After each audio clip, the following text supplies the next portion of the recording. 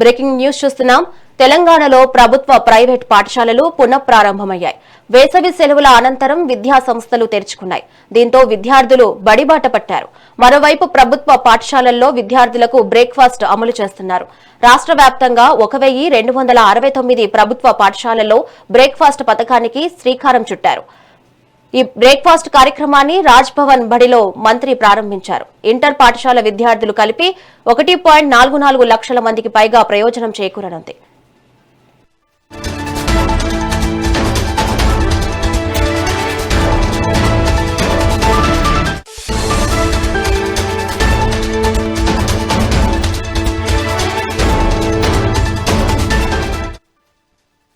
దీనిపై మరింత సమాచారం మా ప్రతినిధి రవికుమార్ అందిస్తారు. చెప్పండి రవికుమార్. Thank you.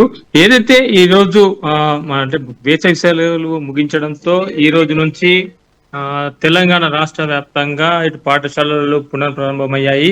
ఇటు వేసవి సెలవుల తర్వాత మొట్టమొదటిసారిగా అంటే మొన్న 12వ తారీఖు నాడు యాక్చువల్ గా 12th నాడే ఓపెన్ కావాల్సిన స్కూళ్లకు ఈ వాతావరణ మార్పుల వల్ల 14 కుదించడం జరిగింది. దీంతో పాటు ఈ రోజు నుంచి ఇటు రాష్ట్ర వ్యాప్తంగా మొత్తంగా సర్కారు ఏదైతే ఏర్పాటు ఈ రోజు శ్రీకారం చుట్టడంతో ఈ రోజు ముఖ్యంగా రాష్ట్ర వ్యాప్తంగా కూడా దాదాపు 1269 ప్రభుత్వ పాఠశాలల్లో ఈ రోజు బ్రేక్ఫాస్ట్ కార్యక్రమం కూడా సర్కారు శ్రీకారం చుట్టింది. ఈ కార్యక్రమంలో ఏదైతే మన రాష్ట్ర మంత్రి పొన్నం ప్రభాకర్ కూడా విద్యార్థులకు అల్పాహారం పథకాన్ని ప్రారంభించడం జరిగింది. ఇటు పాఠశాలల్లో విద్యార్థులతో పాటు టీచర్లకు సిబ్బందికి బ్రేక్ఫాస్ట్ కూడా అందించడం జరిగింది.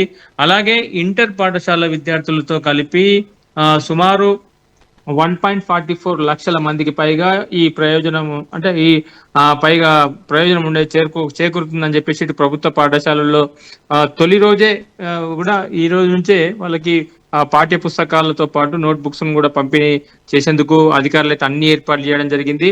ముఖ్యంగా బడిబాట కార్యక్రమంలో కొంత ప్రభుత్వము చూపించిన చొరవ ఏదైతే ఉందో ఇటు దాంతో అదే విధంగా ఉపాధ్యాయులు కూడా ఇటు పిల్లలకు కూడా వాళ్ళకు అంటే ప్రచారంలో భాగంగా ప్రభుత్వ బడిలో చేర్పించాలని చెప్పేసి ఇటు ప్రైవేటుకు సంస్థలకు ఏదైతే పాఠశాలలు ఉన్నాయో వాటికి దీటుగా ఉంటుంది చదువు అని చెప్పేసి ఇటు తెలుగు మీడియంతో పాటు ఇంగ్లీష్ మీడియం కూడా విద్యా బోధనలు ఉంటాయి కాబట్టి ఉదయం ఏదైతే మన ప్రభుత్వ పాఠశాలలు చేర్పించాలని చెప్పేసి విద్యార్థి తల్లిదండ్రులకు కూడా వాళ్ళు ఎక్స్ప్లెయిన్ చేయడం జరిగింది.